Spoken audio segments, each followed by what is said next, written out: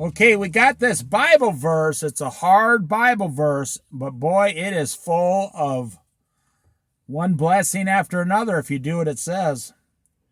The book of John in the New Testament, chapter 5. We're going to concentrate on one verse, but I have to set it up first. We're going to concentrate on verse 14. This is the part that nobody likes to hear, nobody likes to study, because it reveals things about you. So there was this man at this pool for 38 years. He couldn't walk. He was lame. And God had this special pool of water that an angel would come down and stir the water. And the sick and lame, the blind, anyone could go into the pool and be instantly healed. The man had been in this condition for 38 years. And he was next to this pool of water. And here comes Jesus. And Jesus says to him, this is very profound, do you want to get well? Why would Jesus ask that question? It seems like, I don't want to say a stupid question, a mean question. Why would you go up to a person who is sick and lame for 38 years and say, do you want to get well? But it's not, because Jesus knows everything. He knows inside the man's heart. Jesus knows the full truth of everything. Do you want to get well? Now, what does the man reply? Does he say, yes, Lord, I would love to get well. Could you just touch my legs and heal me? That's not what the man says. Sir, I have no one to help me into the pool when the water is stirred. When I'm trying to get in, someone else goes down ahead of me. That sounds like an excuse. That's why Jesus asked him, do you want to get well? Do you even want to get well? You've been in this condition for 38 years. I think it was a specific time of the year when the pool stirs. If you knew of a pool, if you were lame and you couldn't walk, and you knew of a pool of water, that if you touched it when it was stirred, you'd be instantly healed. And for 38 years, you can't figure out how to touch that pool of water when it starts stirring. Now, I know people who live in their sickness. They don't try to seek out health. They just stay in that mode. They get used to this mode of just, that's who they become. It's their identity. Yeah. You cannot come up with any other explanation of why Jesus would ask, do you want to get well? Because that's not a normal question. That's not something we consider normal. Do you want to get well? You wouldn't go to the local hospital, walk into one of the rooms, someone's dying, and say, do you want to get well? Wow. They'd kick you right out of the hospital for abusing the patients. But now, I'm not saying Jesus is wrong. No. We are the ones that are wrong. Jesus is trying to teach us something here in his ultimate perfect wisdom. He's saying there was something about this man that did not want to get well. He just wanted to quit, give up, whatever. Maybe he made good money begging. Maybe, like an alcoholic or a homeless person, he didn't want to get well because then he would have to go back to work. We don't know when this man got into this position. It doesn't say he was born that way. Maybe he got in this position at age 20, and now he's pushing 60 years old. And he's thinking, well, even if I get well, what's the point? I'm so old now anyway, it doesn't matter. We do not know what this man was thinking. We only know what Jesus asked him. Do you want to get well? And the man, did he say yes? No, he didn't say yes. He did not say yes. That's the logical answer. Yes, I want to get well. But that's not what the man said. He came up with an excuse. His first response was an excuse. He looked right at Jesus, who is God in the flesh. Now, he probably didn't know that, so give the guy a break here. He looked right at Jesus and gave Jesus an excuse. I have no one to help me, sir. I'll tell you, if I was in that position and you're the same way, and you knew of a pool of water as soon as it stirred, all you had to do is touch the water. You'd be living next to that water. It would not take you 38 years to touch that water. You'd be living right next to the edge of that water to where the water laps on you even as you're sleeping. I would have my legs in the water while I'm sleeping in case it stirred at night while I was asleep. If I had to crawl down there on my elbows to pull my legs into the water, that's what I would do.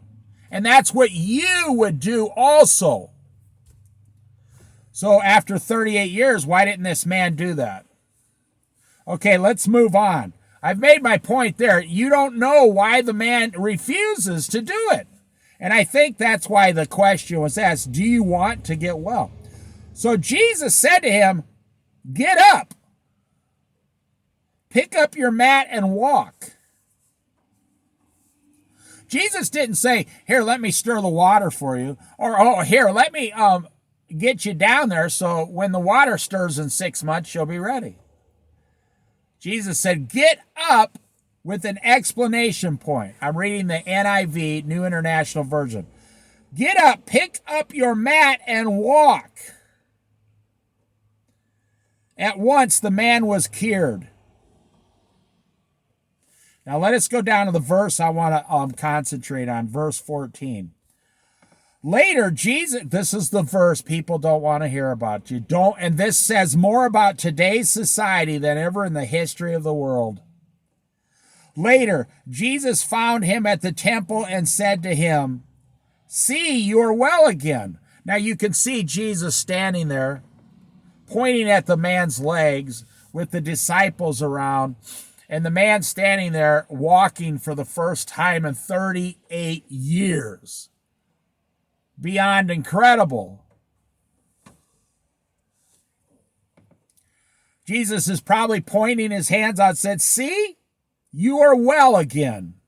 Now what Jesus says next is profound. Stop sinning or something worse may happen to you. Jesus gives the man a warning. Stop sinning. Now we get a clue about why the man hasn't been healed in 38 years. Now we get another clue. This man keeps sinning. He keeps doing something that keeps him in this position. You know, let's just say the guy was an alcoholic. Let's just say that was his problem.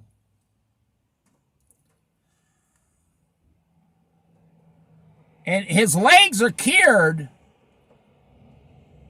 He's going to go right down to the bar and drink more. He's going to drink twice as much now, probably, now that he can walk back and forth. Whatever this man's issue was, healing his legs did not heal his sinful life. Now I want you to hear this. His legs were healed but his sinful ways were not. Because Jesus said, stop sinning, comma. See, comma, you are well again, period. Stop sinning or something worse may happen to you. Jesus went to the temple. Jesus didn't just randomly walk around for, his ministry 3.5 years. He did not just randomly walk around like, Crocodile Dundee. Every single thing Jesus did was spirit driven. It was specific, on purpose. He went to go talk to this man specifically on purpose. Stop sinning, to give the man a warning. Stop sinning or something worse may happen to you. See, you have been healed today. What's the next thing Jesus says? It sounds rude. It sounds like the rude question, do you want to get well? That sounds rude.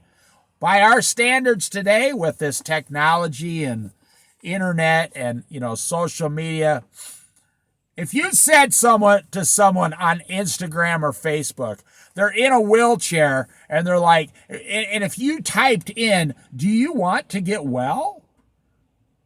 You would have tens of thousands of people bombarding you, telling you to get off the website for asking such a stupid, woke question, But here Jesus asked this man, do you want to get well? And then down here he said, see, you are well again.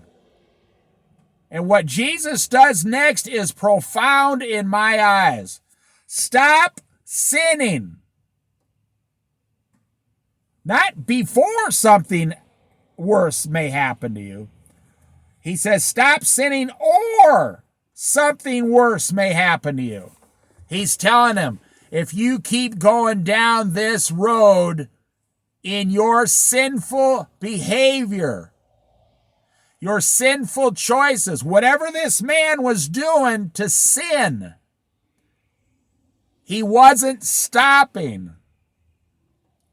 Jesus said, stop sinning or you're going to be in a worse position 6 months from now than you were before I healed you.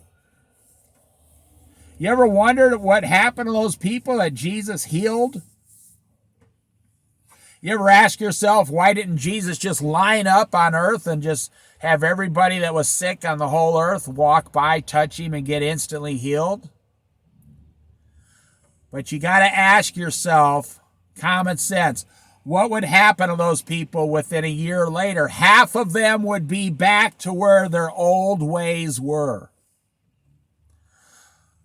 Now, I'm not talking about anybody, but I knew this homeless guy.